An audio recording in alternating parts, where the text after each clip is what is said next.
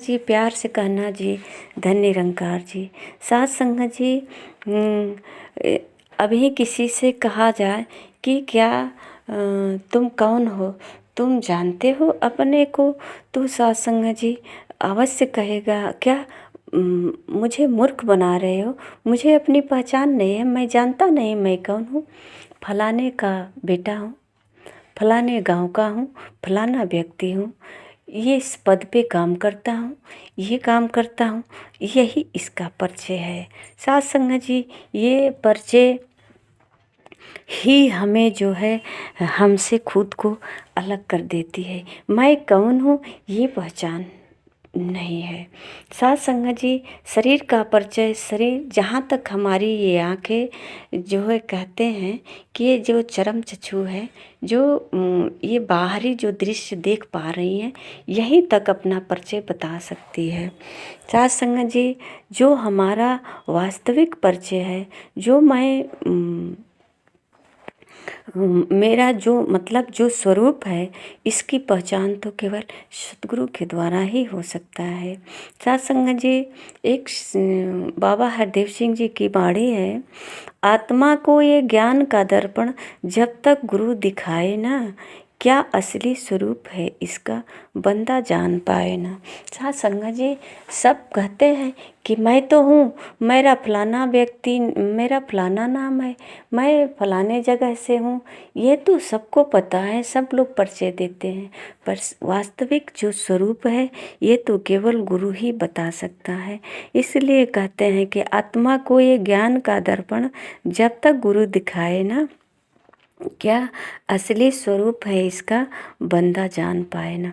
नहीं जान पाएगा जब तक कि गुरु दिखाएगा नहीं ये क्या है मेरा असली स्वरूप। और यही न जानने के कारण संसार में आज भटकना पड़ता है, दर दर का ठोकर खाना पड़ता है। साथ संगत जी, कहते हैं यदि कोई इंसान जगत में दर्पण से अनजान है, कभी नहीं कर सकता अपनी सूरत की पहचान है। ये भी सच है। साथ संगत जी, अगर कोई बचपन से ही शीशे के सामने अपने को देखा नहीं है, यानी कि शीशे में कभी अपना चेहरा नहीं देखा, तो उसे कैसे पता चलेगा कि मेरा चेहरा कैसा है, मैं कैसा हूँ। तो सत्संग जी, इसलिए सतगुरु कहते हैं कि यदि कोई इंसान जगत में दर्पण से अनजान है, यानी दर्पण से दूर है, उसे कभी दर्पण के सामने खड़ा होने का अवसर नहीं मिला, इसी प्रकार सत्संग जी, जिसके जीवन में गुरु नहीं मिला, ये सतगुरु से अनजान है। सतगुरु एक दर्पण है, ये मानव जीवन का सतगुरु दर्पण है साथ संगत जी। और जिसके सामने सतगुरु आ जाता है, ये अपने अपने स्वरूप का पहचान कर लेता है, अपनी असली पहचान कर लेता है, मैं कौन हूँ।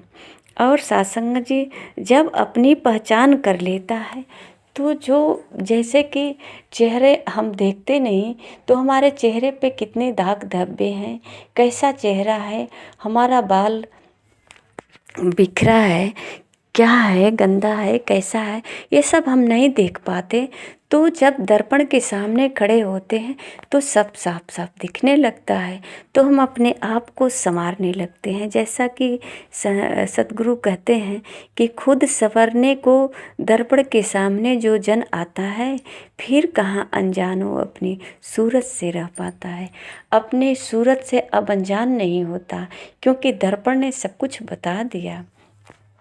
और जो चेहरे में दाग है या बाल बिखरा हुआ है, ये सब संवार लिया, अब चेहरे को सजा लिया, सुंदर बना लिया साथ संगत जी, अब तैयार कर लिया चेहरे को। चाहे किसी पार्टी में जाना है, कहीं फंक्शन में जाना है, तो अब संवार लिया अपने चेहरे को।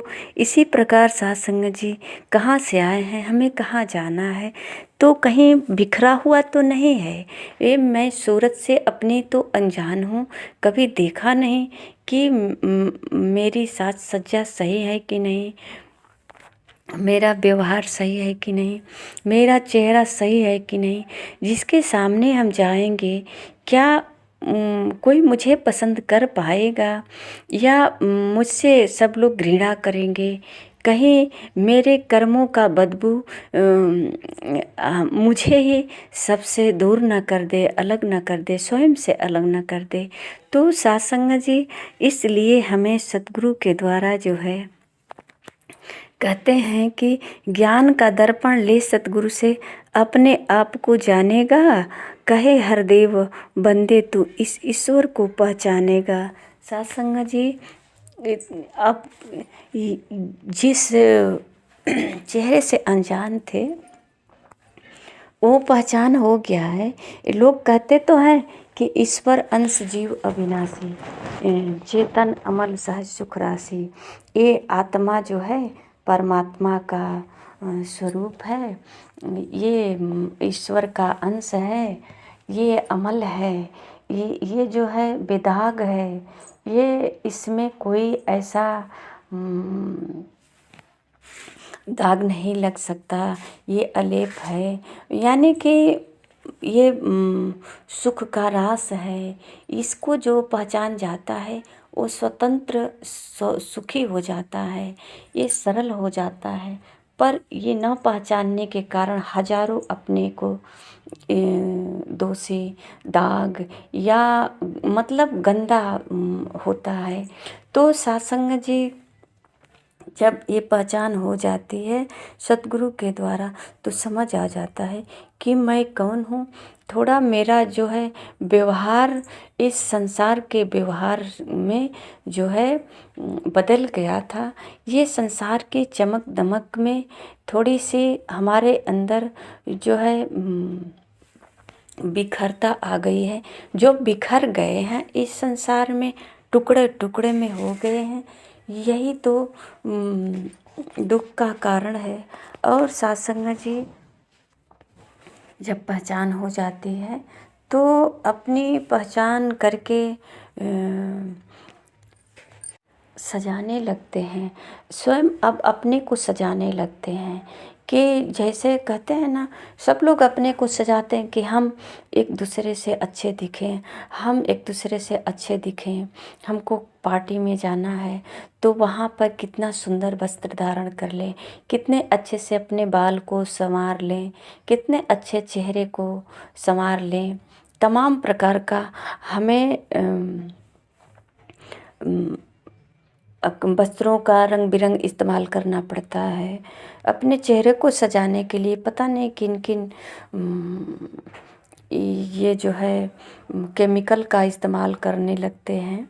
सत्संग जी, इसी प्रकार जब अपनी स्वयं की पहचान जब हो जाती है तो हमें किस तरह से अपने को सजाना होता है। तो सत्संग जी, यहाँ सतगुरु से जब ज्ञान प्राप्त हो जाती है, जब आंखें खुल जाती है, सब दिखने लगते हैं, तो कहते हैं सतगुरु की नासवान माया में अपनी क्यों है जान फंसाता तू, तन भी तेरा नहीं है अपना इसे छुड़ा कर जाना है, तन के संग जुड़े साथी ने काम न तेरे आना है। ये यानी कि ये सब कुछ यहाँ का यहाँ रह जाता है, ये सब हमारा नहीं है, तो फिर क्या जाता है साथ में, फिर कैसे सजेंगे, हमारा मन कैसे गुलजार होगा, कैसे सजेगा, इसमें मतलब कि खुशबू कैसे आएगा। जिस खुशबू से हमको जो है अपने को सजाना है, तो सत्संग जी मानवीय गुण होता है जो इसके अंदर नहीं है। वो गुण होता है कि हमें परोपकार करना है, इसलिए ये जीवन मिला है। परोपकार सभी के लिए, कभी किसी को नीचा न दिखाए, किसी को ठोकर न मारे, किसी का दिल न दुखाए। ये सत्संग जी कहते हैं कि अगर हम किसी मंदिर में न जाएं, किसी भगवान का स्मरण करें या न करें, अगर हर रोज़ किसी का दिल न दुखाएं, किसी का परोपकार करते जाएं, सबके ऊपर अपनी दया दृष्टि रखें, तो सत्संग जी ये हमारी भक्ति है। ये जो है हमारा सजने संवरने का यही एक केमिकल ही है जो हमें परोपकार से हमारे अंदर खुशबू आता है। हमारे अंदर जो दया का खुशबू है ये सबके ऊपर बिखर जाता है। सब लोग जो है आकर्षित होते हैं, सब लोग जो है खुश होते हैं। और साथ संगत जी, जब हमारी दया किसी पे पड़ती है उसका उस उपकार होता है, भला होता है, तो साथ संगत जी हमारा जिंदगी भी संवर जाता है, सज जाता है। अब बेफिक्र हो गए हैं क्योंकि आईने के सामने है। जब जब हमारे व्यवहार में परिवर्तन आएगा, जब जब हमारे विचारों में बिखरता आएगा, यानी कि व्यवहार थोड़ा भी मलिन होता है तो हम तुरंत अपने आप को सजा लेते हैं। ये संत महापुरुषों के संग रह करके, सेवा सुमिरन सत्संग करके, सतगुरु के वचनों को पालन करके अपने जीवन का कल्याण कर लेते हैं। जो मानवीय गुण होता है वो अब धारण कर लिए हैं। ये मानवीय गुण सत्संग जी सतगुरु के चरणों में आने पे ही मिलता है, क्योंकि पहचान तो यहीं से शुरू होता है ना। और संतों महापुरुषों से जब रिश्ता जुड़ जाता है, सतगुरु जब ब्रह्म का ज्ञान देकर, साथ संगत जी जो हमारे अंदर अज्ञानता का अंधकार है ये जब दूर हो जाता है, जब ज्ञान का प्रकाश जब जल जाता है, प्रकाशित हो जाता है ये मन, तो साथ संगत जी अब ये अंधकार में नहीं है, कभी गलत इसे नहीं हो सकता है। ये सतगुरु का जब ज्ञान रूपी जब दीपक इसके हाथों में आ जाता है तो ये संतों महापुरुषों का संग करते हैं। संतों महापुरुषों से जुड़ करके, संतों का सेवा करके, इनके साथ रहकर स्मरण करके अपने हर एक पल को सजाते हैं। ये हर एक सांसें जो है निकलती है तो सुगंधित निकलती है, इसमें केवल सुगंध ही होता है, महक ऐसा होता है कि ये जहाँ भी रहते हैं साथ संगत जी, इनकी जो है महानता का वर्णन होता है और सबका कल्याण भी होता है। साथ संगत जी ये अपने वचनों के द्वारा सभी का उपकार करते हैं, उपकारी होते हैं। सच तो ये है साथ संगत जी, इसीलिए संत महापुरुष का गुणगान किया जाता है और इनका अपरंपार गुण होता है जो ये शब्दों के द्वारा ही उपकार करके सबका उपकार के लिए ही घर छोड़कर निकल जाते हैं। कारण यही होता है कि समझ जाते हैं कि इंसान सब लोग इसी तरह से अज्ञानता के अंधेरे में टटोल रहे हैं, कुछ ढूंढ रहे हैं और मिल नहीं रहा है। इनके सामने अगर ज्ञान का प्रकाश हो जाता है तो साथ संगत जी इनको सब कुछ साफ दिखने लगता है। अपने जीवन में घेरे हुए अंधकार को ये प्रकाशित करके अपना जीवन को सुलभ कर सकते हैं। तो संत महापुरुष इसी प्रकार, इसी उपकार के मार्ग पे निकल जाते हैं।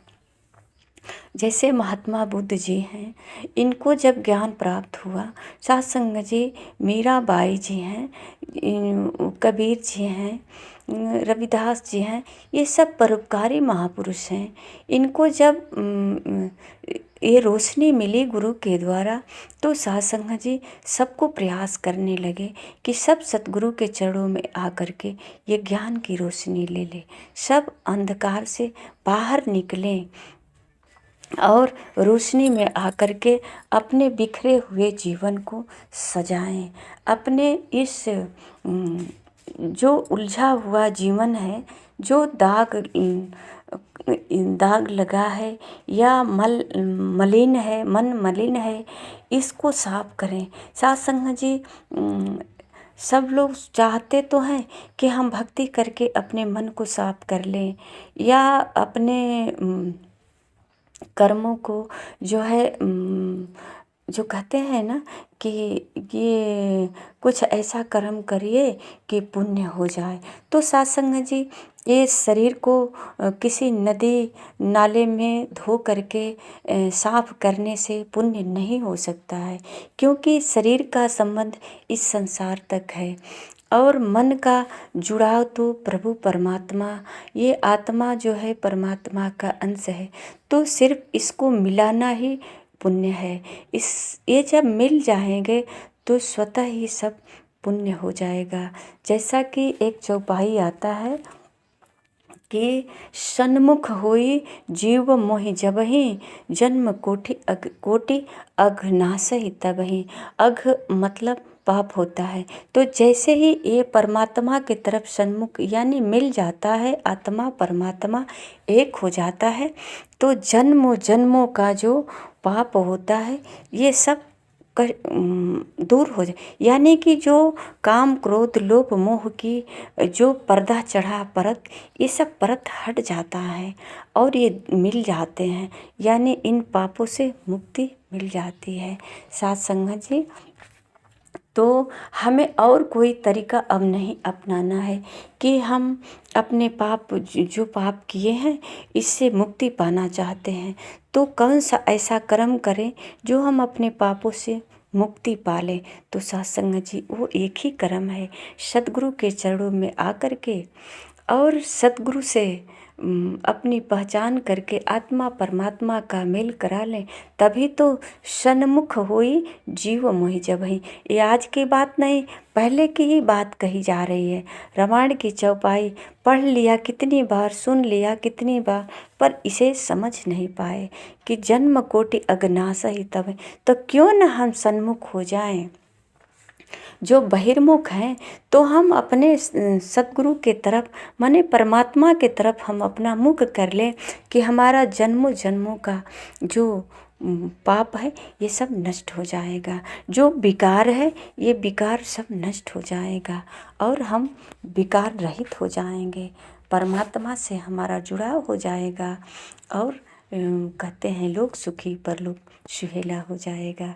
साथ संगत जी, जब तक सतगुरु जीवन में नहीं आएगा ऐसा चमत्कार कभी नहीं हो सकता है। साथ संगत जी, प्यार से कहना जी, धन्य निरंकार जी।